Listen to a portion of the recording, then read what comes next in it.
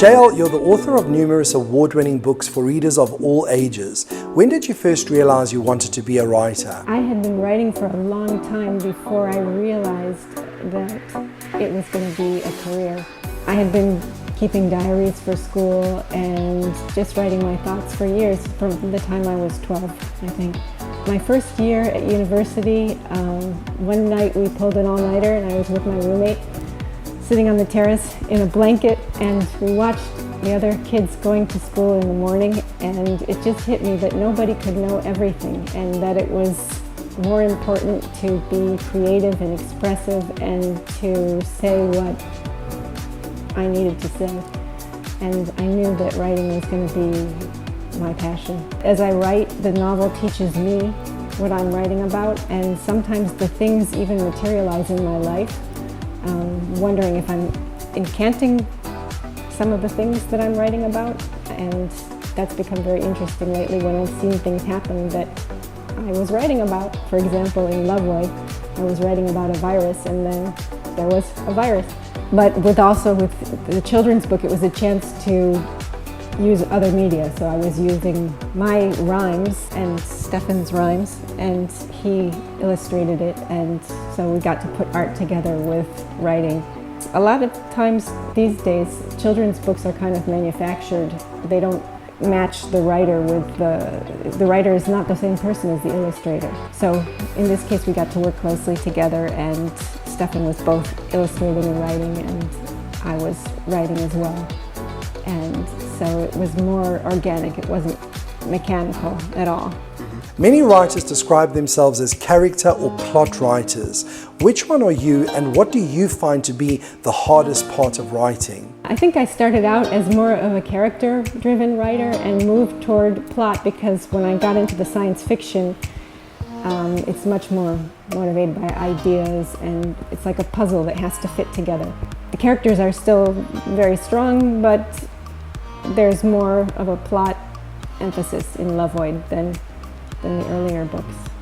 But a lot of people have said that's my best one, so I guess that it depends on what you do well and what works in the situation. The hardest part is probably being consistent at it, getting the time, making the space to be able to write. There's another side of writing, for example, marketing the writing, promoting the book, and there's a business side to it as well. So once you get into these other kinds of practicalities, it's hard to get back to the inspiration. It helps to be in a place like Cyprus.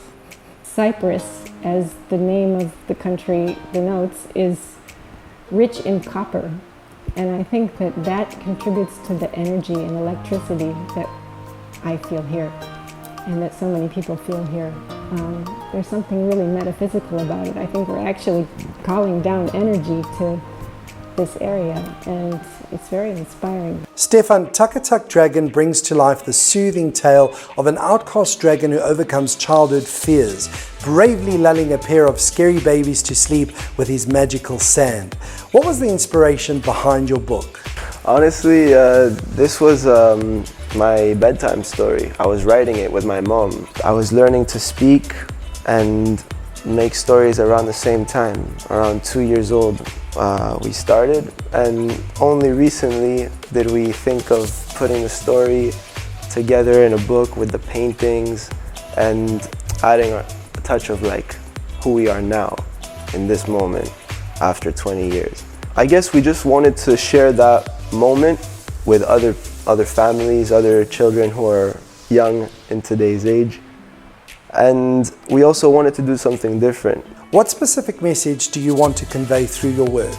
The dragons are scared of the babies, and it's like you're putting a villain, like it's a stereotype, because dragons are scary. You're putting a child or the reader in the villain's perspective, but the villain is scared of like the most innocent stereotype we have, which is a baby. And that, I think, opens the mind.